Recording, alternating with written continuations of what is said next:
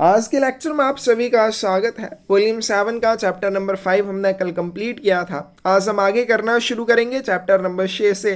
Chapter number 6 में आता है mail man and van attendants के बारे में। क्या मेल मैन और जो वैन अटेंडेंट होते हैं उनके बारे में। तो पहले हम करेंगे मेल मैन के बारे में, फिर आएगा वैन अटेंडेंट के बारे में। रूल नंबर 147 है duties of mail man. Mail man के क्या कर्तव्य होते हैं। वन और more mailman are attached to each record office. प्रत्येक अभिलेख कार्यालय के साथ एक या एक से ज़्यादा मेलमैन जुड़े होते हैं। क्यों जुड़े होते हैं? For the purpose of carrying the articles supplied two sections between the record office and Mailman. जो भी लेख सेक्शंस को अनुभागों को सप्लाई किए जाते हैं, उन लेखों को रिकॉर्ड ऑफिस और मेल बैन के बीच में ढोने के लिए प्रत्येक अभिलेख कार्यालय के साथ एक या एक से ज़्यादा मेलमैन जुड़े होते हैं। इसके अलावा और ये क्या करेंगे? Loading and unloading males in bans. Ban में डाक को चढ़ाने या बैन से डाक को उतारने में मदद करेंगे।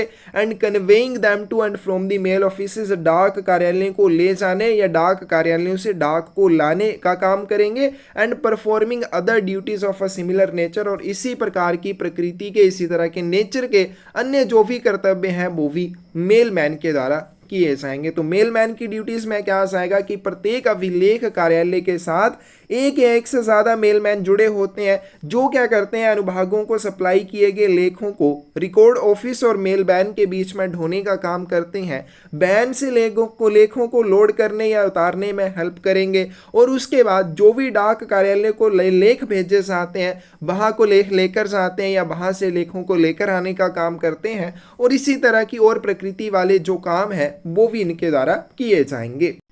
रूल नंबर 148 है ड्यूटीज इन रिकॉर्ड ऑफिस। अभिलेख कार्यालय में कर्तव्य। जो मेल मैन होता है उसके रिकॉर्ड ऑफिस में क्या क्या कर्तव्य होते हैं?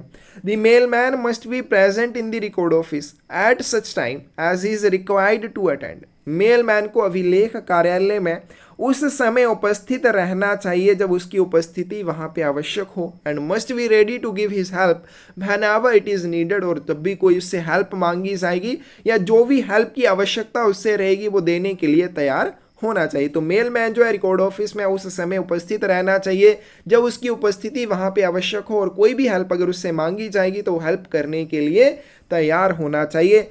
It is his duty to keep the office and furniture clean and tidy. उसकी यह जिम्मेदारी बनती है कि वो कार्यालय को और साथ में वहाँ पे जो भी फर्नीचर है उसकी साफ सफाई रखे। To see that the ink pads are in serviceable order. और इसके बाद और क्या चीज़ चेक करेगा कि कार्यालय में जो इंक पैड्स हैं, स्याही वाली पैड्स हैं, वो सही ढंग से रखी होनी चाहिए, सर्विसेबल ऑर्डर में होनी चाहिए, काम करने योग्य स्थिति में होनी चाहिए। Renewing the cloth when necessary. और उसके ऊपर लगा हुआ कपड़ा जिसके ऊपर स्याही डाली जाती है, आवश्यकता पड़ने पर उसको चेंज करेगा, नया कपड़ा लगाएगा।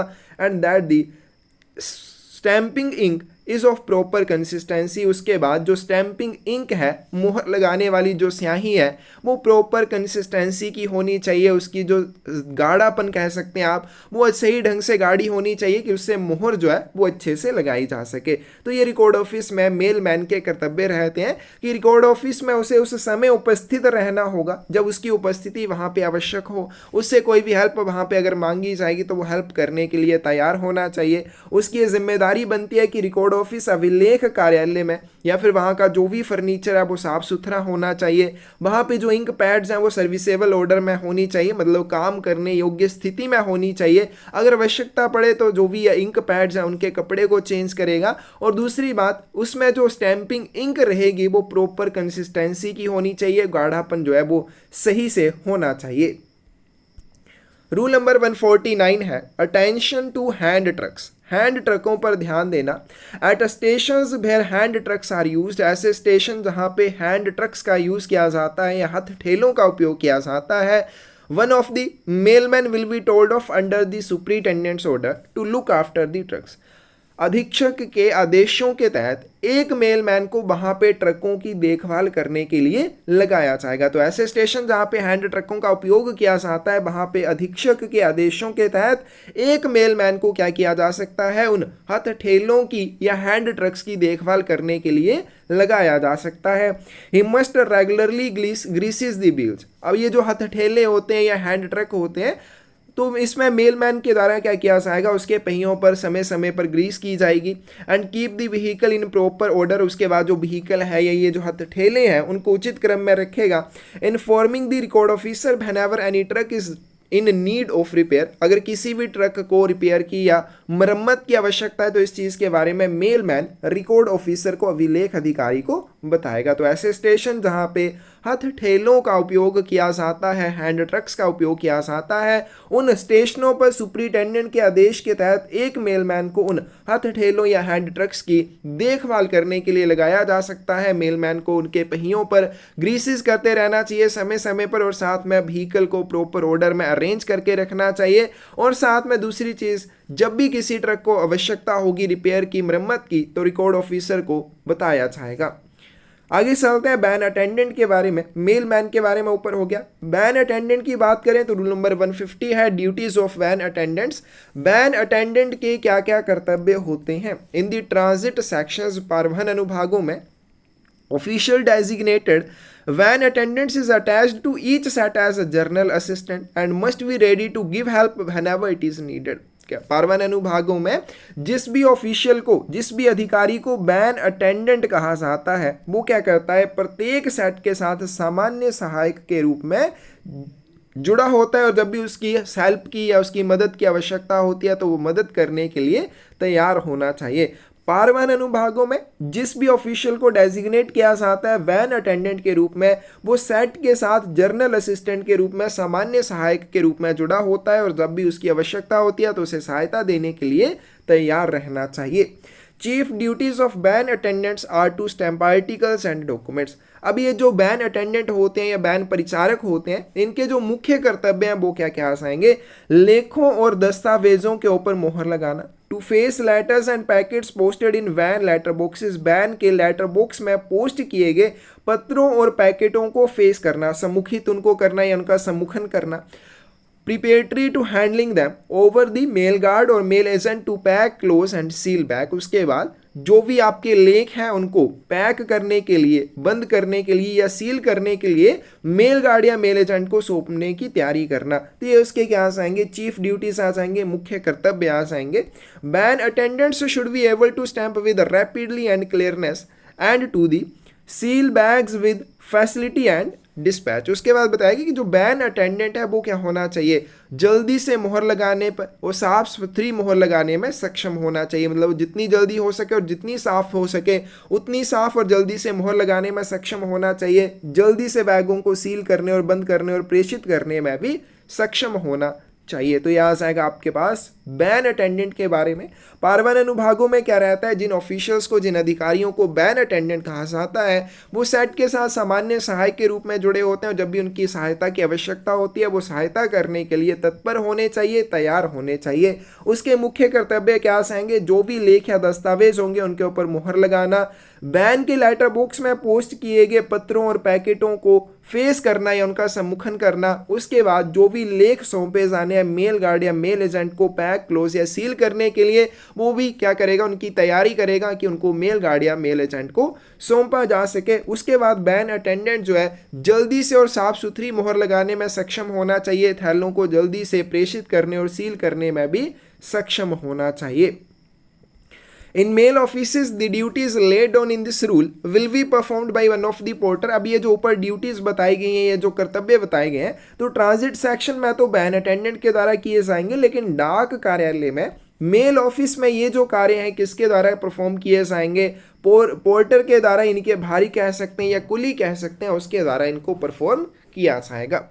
रूल नंबर 151 है ड्यूटीज इन रिकॉर्ड ऑफिस। अभिलेख कार्यालय में वैन अटेंडेंट के क्या कर्तव्य रहते हैं।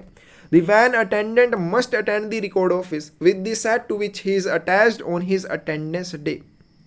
वैन अटेंडेंट को जिस भी सेट के साथ वो जुड़ा हुआ है उस सेट के साथ अटेंडेंस डेज में उपस्थिति वाले दिनों में रिकॉर्ड ऑफिस में उपस्थित होना होगा।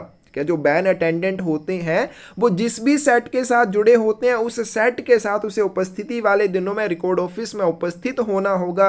He should assist the head sorting assistant in taking over the bags and labels to be used by set on its next trip. अब देखो जो भी सेट के अगले फेरे होते हैं उसके लिए जो भी कार्यपत्र वगैरह बैग है या लेबल है जो भी चीजें प्राप्त की जानी है वो हेड सॉर्टिंग असिस्टेंट के द्वारा रिकॉर्ड ऑफिसर से प्राप्त की जाती है।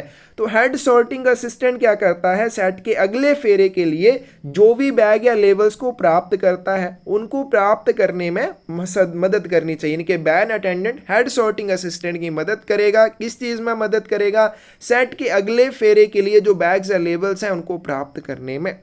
He must reverse the bags, उसे बैगों को रिवर्स करना चाहिए क्या। उसके बाद और क्या करना चाहिए, attach to the labels the lengths of string with which bags are to be tied, और उसके साथ लेबल जो होते हैं जो बैगों के ऊपर बांधे जाने तो उन लेबलों को रस्सियों के साथ या डोरियों के साथ बांधेगा। तो उन डोरियों की लंबाई इतनी होनी चाहिए कि उनको आसानी से फिर बैगों में यूज किया जा सके, बैग बांधने के लिए उनका उपयोग किया जा सके। तो यहाँ पे दूसरी चीज क्या बताई गई है कि हेड सॉर्टिंग असिस्टेंट की वो सहायता करेगा। बैन अटेंडेंट किस चीज में सहायता करेगा, सेट के अगले फेरे के लिए उपयोग किए जाने वाले बैग्स या लेबल्स को प्राप्त करने में।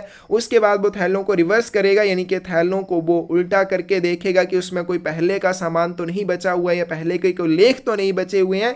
उसके बाद वो क्या करेगा, लेवल पर उस लंबाई की डोरी बांधेगा जिस लंबाई के साथ वो बैग को भी बांध सके। When levels are to be mounted on wooden blocks, जब भी लेवल किसी भी वुडन ब्लॉक के ऊपर बांधे जाने हैं या लगाए जाने हैं, this work must be done by him, तो ये काम भी जो है वैन अटेंडेंट के द्वारा ही किया जाएगा। He is required to keep the stamps and seals of set clean and change the date. उसके बाद वो सेट की मोहरों और सीलों को साफ सुथरा रखेगा और साथ में उनकी तारीख को भी चेंज करेगा। क्या सेट की जो मोहरें और सीलें रहती हैं वो उसकी जो डेट वगैरह है वो चेंज किसके द्वारा की जाएगी, बैन अटेंडेंट के द्वारा की जाएगी। And other movable type and to stamp work papers for the next trip, और सेट के अगले फेरे के लिए कार्यपत्रों के ऊपर मोहर लगाने का काम भी वैन अटेंडेंट के द्वारा किया जाएगा। ड्यूटीज इन मेल वैन में वैन अटेंडेंट के क्या कर्तव्य होते हैं। The van attendants must be present with his set on the railway platform at the time fixed for attendance. उपस्थिति के लिए जो समय निर्धारित किया गया है उस समय पर वैन अटेंडेंट को अपने सेट के साथ कहाँ पे उपस्थित, रेलवे प्लेटफॉर्म पर उपस्थित रहना चाहिए। या जो वैन अटेंडेंट होते हैं उन्हें अपने सेट के साथ निर्धारित किए गए समय पर, क्या उनकी उपस्थिति के लिए जो भी समय निर्धारित किया गया है उस समय पर उन्हें रेलवे प्लेटफॉर्म पर उपस्थित रहना होगा। ऑन एंटरिंग दी वैन, अब जो वैन अटेंडेंट है जब वो वैन में प्रवेश करेगा तो उसके द्वारा क्या काम किए जाएंगे, he must help the mail guard और mail agent in arranging the mails and articles. लेखों और डाक को व्यवस्थित करने में मेल गार्ड और मेल एजेंट की हेल्प करेगा, मदद करेगा। He must stamp any article made over to him for the purpose, तो स्टैंप लगाने के उद्देश्य से जो भी लेख उसको सौंपे जाते हैं उन लेखों के ऊपर मोहर लगाने का काम करेगा।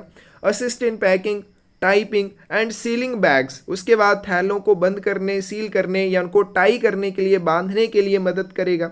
And facing articles posted in the van letter books, उसके बाद वैन के लेटर बुक्स में जो लेखों को पोस्ट किया जाता है उन लेखों का सम्मुखन करने में, फेसिंग करने में हेल्प करेगा। For further disposal and perform any other work of a journal nature that may be required two of him, उसकी तरह से इस तरह का कोई और अन्य काम भी जो है इसके द्वारा किया जाएगा। तो यह आएगा मेल बैन में बैन अटेंडेंट के क्या कर्तव्य रहते हैं। तो सबसे पहले बैन अटेंडेंट को अपने सेट के साथ जो समय निर्धारित किया गया है उसकी उपस्थिति के लिए उस समय पर उसे रेलवे प्लेटफॉर्म पर उपस्थित रहना होगा। उसके बाद जब वो बैन में प्रवेश करेगा तो कौन कौन सी चीज़ों में हेल्प करेगा, मेल गार्ड और मेल एजेंट की हेल्प करेगा। लेखों और डाक को अरेंज करने के लिए जो भी डाक वस्तुएं से सौंपी जाती हैं उनके ऊपर मोहर लगाएगा, इस उद्देश्य के लिए कि मोहर आपने लगानी तो वो उसके ऊपर मोहर लगाएगा। उसके बाद पैकिंग, टाइंग और सीलिंग बैग में, मतलब थैलों को बंद करने, पैक करने और बांधने में मदद करेगा। बैन लेटर बॉक्स में जो भी लेख पोस्ट किए जाते हैं उनको फेसिंग करने में हेल्प करेगा, उनका सम्मुखन करने में हेल्प करेगा। तो यहाँ पे चैप्टर नंबर 6 खत्म हो जाता है मेल मैन और बैन अटेंडेंट के बारे में। तो थोड़ा ये इंपॉर्टेंट है, अच्छे से इसको पढ़ लीजिएगा। आगे चलते हैं, चैप्टर नंबर 7 है आपके पास मेल ऑपरेशंस के बारे में, डाक संचालन के बारे में। तो आधा हम आज कंप्लीट करेंगे, बाकी आधा नेक्स्ट वीडियो में। मेल ऑपरेशंस और the system of mail transmission from collection to delivery.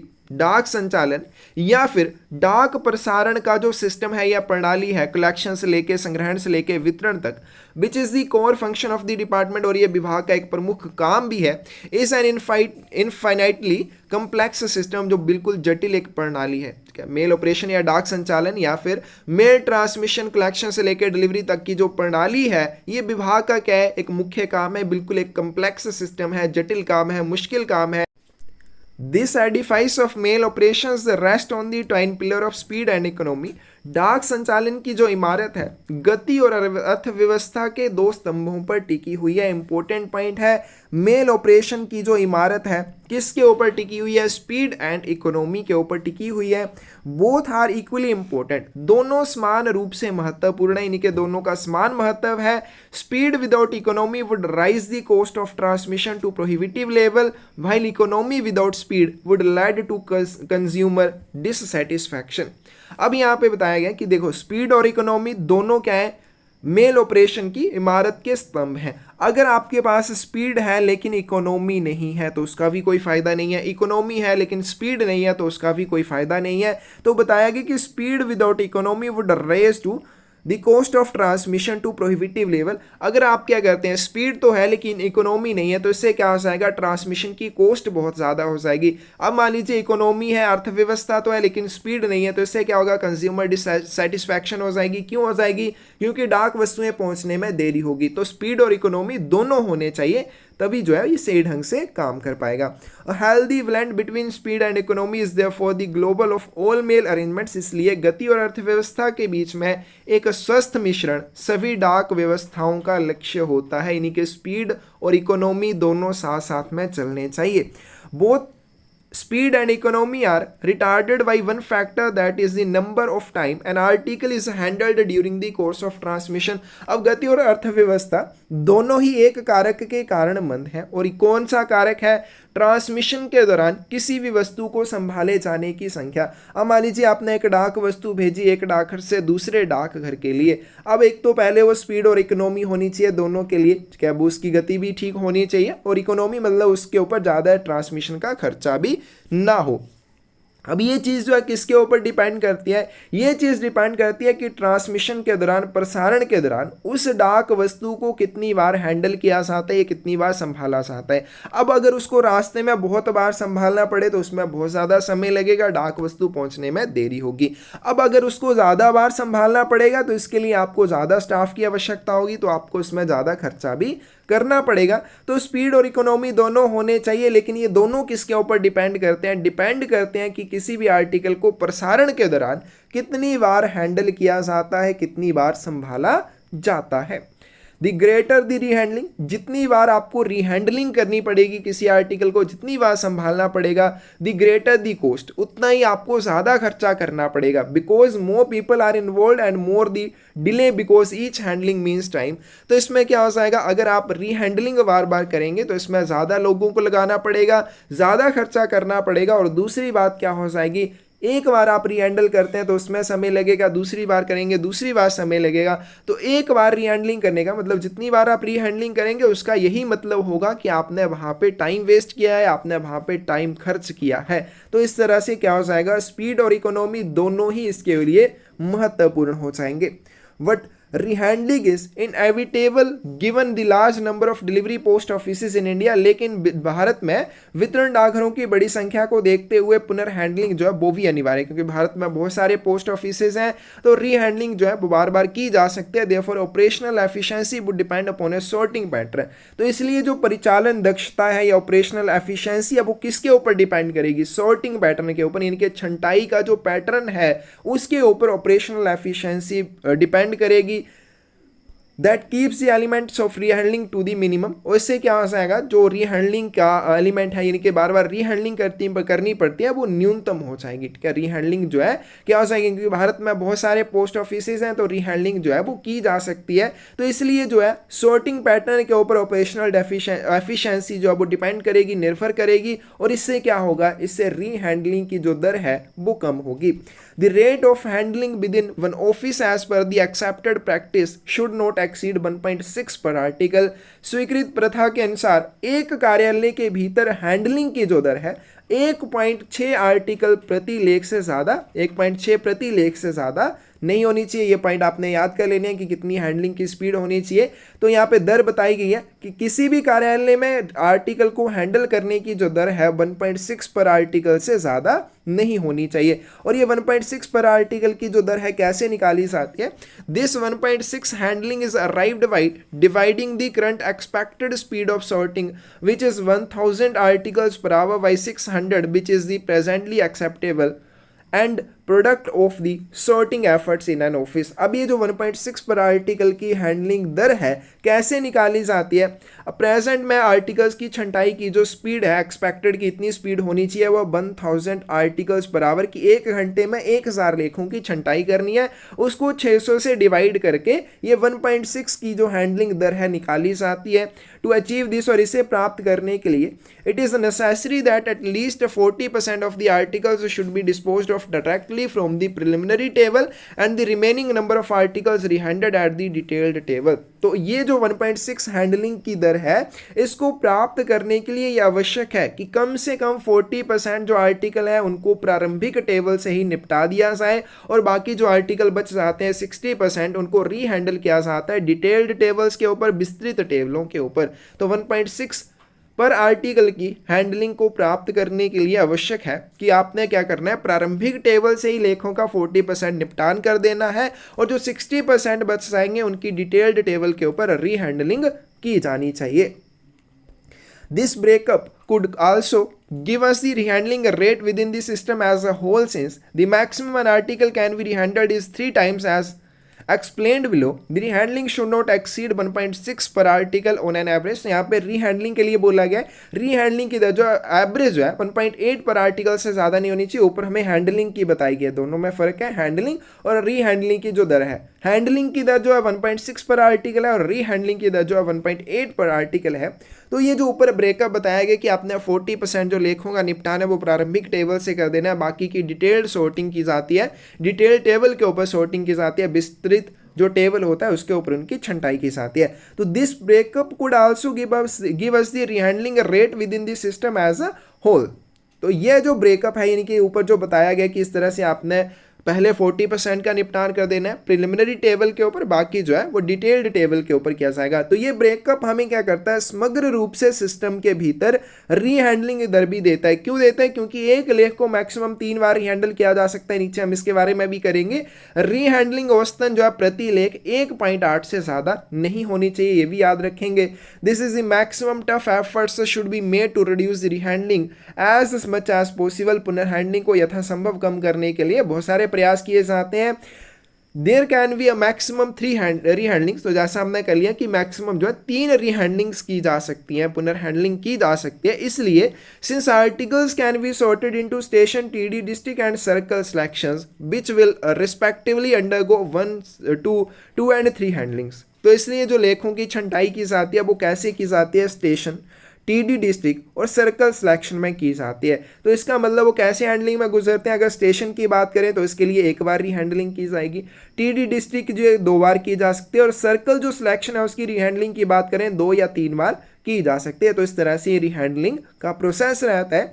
दस the maximum number of handlings in the case of circle bundle will be 3। इसलिए जो सर्कल बंडल में रीहैंडलिंग की जाती है मैक्सिमम 3 बार की जा सकती है।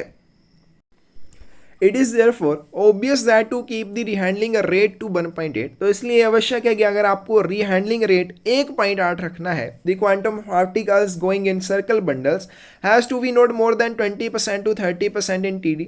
TD में सर्कल बंडलों में भेजे जाने वाले लेखों की संख्या 20% से 30% के बीच में होनी चाहिए, इससे ज़्यादा नहीं होनी चाहिए। उसी तरह से डिस्ट्रिक्ट बंडल के बीच में 40 से 50% से ज़्यादा नहीं होनी चाहिए क्या, और उसी तरह से between 20 to 40% in station bundle में 20 से 40% के बीच में होनी चाहिए। The type of equipment utilized would vary from office to office depending on the traffic pattern, whatever with the equipment used it would satisfy the norm of 1.8 handling per article। तो इसलिए उपयोग किए जाने वाले जो उपकरण हैं, किसी भी कार्यालय में जो उपयोग किए जाते हैं उपकरण, वो अलग अलग होते हैं। किसके ऊपर डिपेंड करेंगे, यातायात पैटर्न के आधार पर वो कार्यालय से कार्यालय में भिन्न होते हैं, यानी कि यातायात पैटर्न के आधार पर हर एक कार्यालय में इक्विपमेंट अलग अलग हो सकते हैं, लेकिन ध्यान रखा जाएगा कि जो भी उपकरण यूज किया जाएगा वह प्रति वस्तु 1.8 हैंडलिंग के मानक को पूरा करे। इसी तरह के इक्विपमेंट्स का यूज किया जाना चाहिए। As far as inward mails are concern, जहां तक इनवर्ड मेल का यानी कि आवक डाक का संबंध है, normally there should be no rehandling, तो आवक डाक के लिए कोई भी रीहैंडलिंग नहीं की जाती है। And the disposal rate should be 1 पर आर्टिकल, और इसके लिए जो निपटान की दर है प्रति लेख 1 होनी चाहिए। Unless the number of delivery offices exceeds the number of pigeon holes, जब तक कि वितरण कार्यालयों की संख्या दराजों की संख्या से अधिक ना हो जाए, उस समय तक निपटान दर जो है वो प्रति लेख 1 होनी चाहिए। In the final analysis, mail operations depend upon the nature of mail, and since the mail differs qualitatively and quantitatively from place to place, there cannot be a single set of rigid rules for mail handling.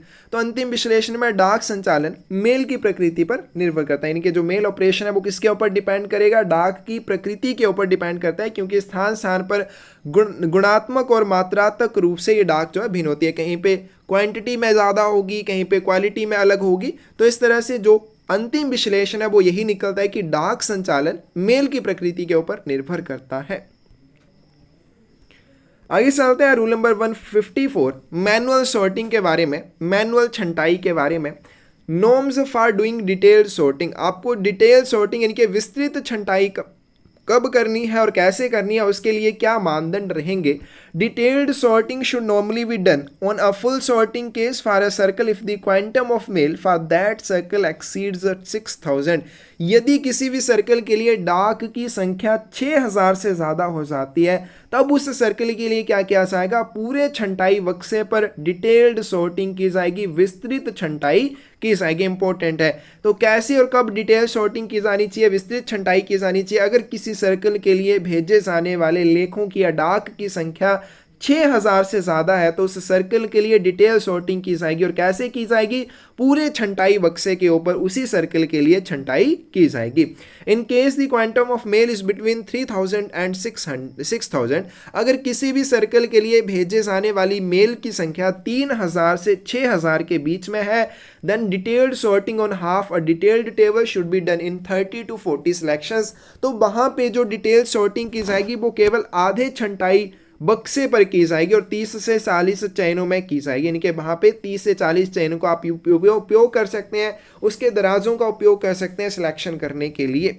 If the quantum is between 500 to 3000, अगर डाक की संख्या 500 से 3000 के बीच में है, then the number of selections will be correspondingly less, तो उसी के अनुसार जो है सिलेक्शन या चयनों की संख्या भी कम हो जाएगी। तो अगर 6000 से ज़्यादा है तो पूरे सॉर्टिंग केस के ऊपर डिटेल्ड सॉर्टिंग की जाएगी। अगर 3000 से 6000 के बीच में डाक की संख्या है तो डिटेल सॉर्टिंग जो है उसके हाफ टेबल के ऊपर की जाएगी। और कैसे की जाएगी, 30 से 40 सिलेक्शंस में की जाएगी। उसी तरह से 500 से 3000 के बीच में अगर डाक की संख्या है तो सिलेक्शन की संख्या भी उसी के अनुसार कम हो जाएगी।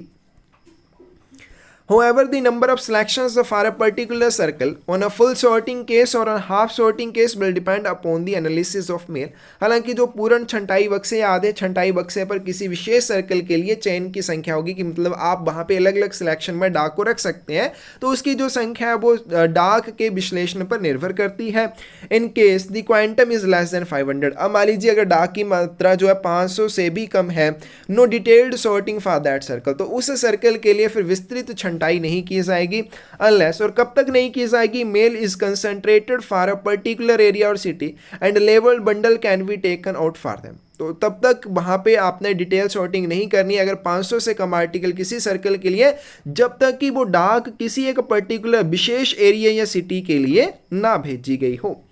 Selections to be based on statistics, अब किसी भी टेबल के ऊपर या जो भी आपके छंटाई बक्से होते हैं उसके ऊपर जो सिलेक्शंस रहेंगी, चयन रहेंगे, वो किस तरह से उपलब्ध करवाए जाते हैं।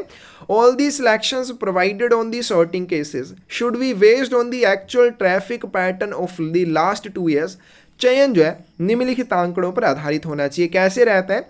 छंटाई बक्से पर प्रदान किए गए सभी चयन पिछले 2 वर्षों के वास्तविक ट्रैफिक पैटर्न पर आधारित होते हैं। यानी कि एक सॉर्टिंग केस के ऊपर आपको कितनी सिलेक्शंस मिलेंगी वो किसके ऊपर डिपेंड करेगी?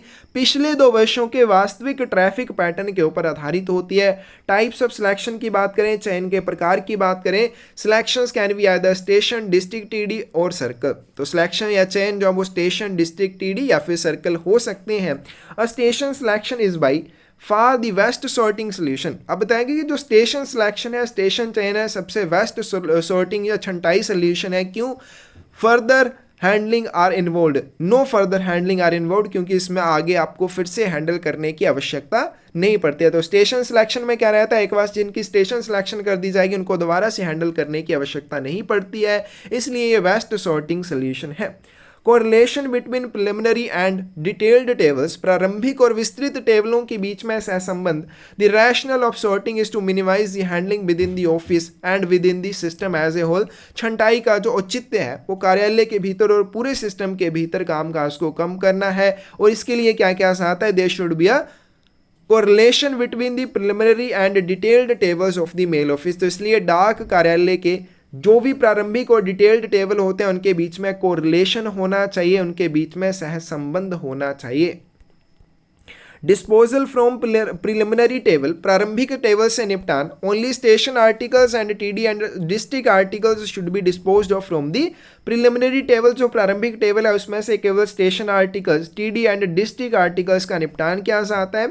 और other mail should be send to the detail table for detail sorting, और बाकी जितनी भी डाक वस्तुएं होती हैं उनको विस्तृत छंटाई के लिए डिटेल्ड टेबल के ऊपर, विस्तृत टेबल के ऊपर भेज देना चाहिए।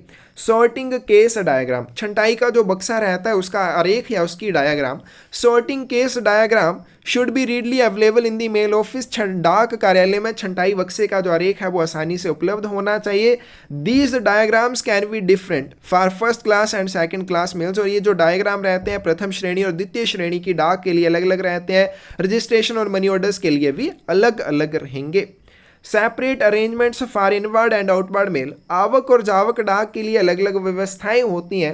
Separate arrangements should exist for sorting inward and outward mails, आवक और जावक डाक के लिए छंटाई की व्यवस्था जो अब अलग अलग रहती है। Opening of TTBS by mail office, territorial transit जो बंडल होते हैं उनको खोलना।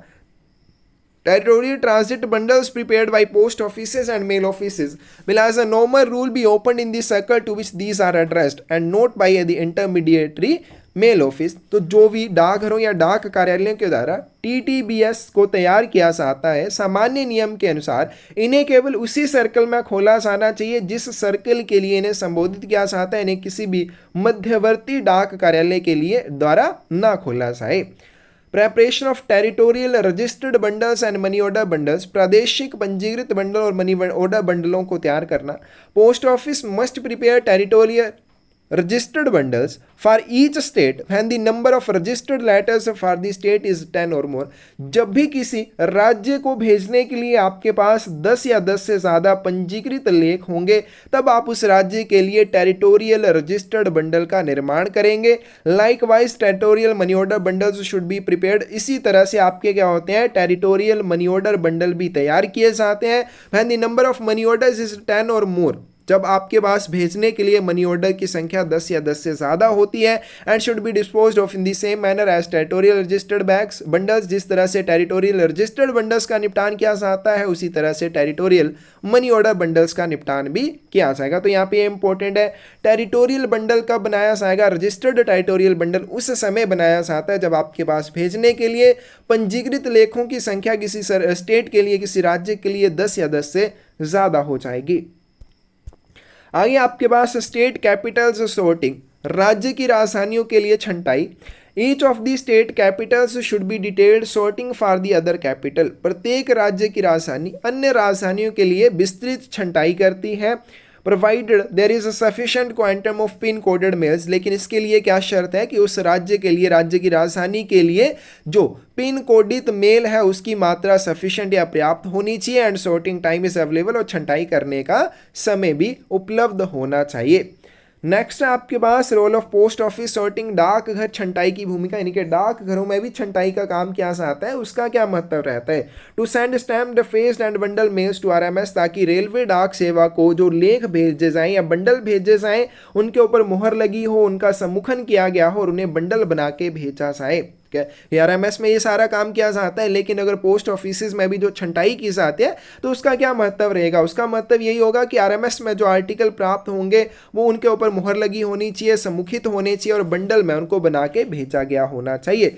To reduce further handlings till the mail reaches its destination, जब तक डाक अपने फाइनल डेस्टिनेशन या गंतव्य तक नहीं पहुंचती तब तक जो हैंडलिंग है उसको कम किया जा सकेंगे। पोस्ट ऑफिस अच्छे से अगर छंटाई करके भेजेगा तो लेखों को बार बार छंटाई हैंडल करने की आवश्यकता नहीं पड़ेगी। तो इसलिए क्या हो जाएगा, डाक के अपने गंतव्य तक पहुंचने में आगे की हैंडलिंग को कम करने के लिए to ensure that whenever possible the mail received from post offices reaches the detailed table of the mail office without the intervention of the preliminary stage. तो यह सुनिश्चित करने के लिए कि डाक घरों से जो भी डाक प्राप्त होती है प्रारंभिक चरण के हस्तक्षेप के बिना उसे सीधा क्या किया जाए, विस्तृत टेबलों तक पहुंचा दिया जाए। अब यहाँ पे ये प्रारंभिक चरण क्या हो जाएंगे, जैसे आर्टिकल प्राप्त होते हैं उनके ऊपर मुहर लगाना, उनकी फेसिंग करना, ये सारी चीज़ें इनको किए बिना, क्योंकि अगर ये पोस्ट ऑफिस सारी चीज़ें करके भेजता है तो उनको क्या किया जाएगा, सीधा छंटाई वाले विस्तृत टेबलों के ऊपर पहुंचा दिया जाएगा। To relieve pressure on the mail offices during peak period, चरम अवधि के दौरान डाक कार्यालय पर दबाव को कम करने के लिए all post offices respective of status bill carry out sorting वस्त स्थिति की परवाह किए बिना, इनके उनका क्या स्टेटस है इस चीज़ को छोड़कर जितने भी डाक पोस्ट ऑफिस होते हैं, डाक घर होते हैं, वो छंटाई का काम करते हैं। तो आज की वीडियो में बस हम इतना ही करेंगे, बाकी हम नेक्स्ट वीडियो में करेंगे। चैप्टर नंबर 7 आपका नेक्स्ट वीडियो में खत्म हो जाएगा। इसमें आपको कोई भी डाउट हो तो आप पूछ सकते हैं, कोई भी गलती नजर आए तो बता सकते हैं। धन्यवाद।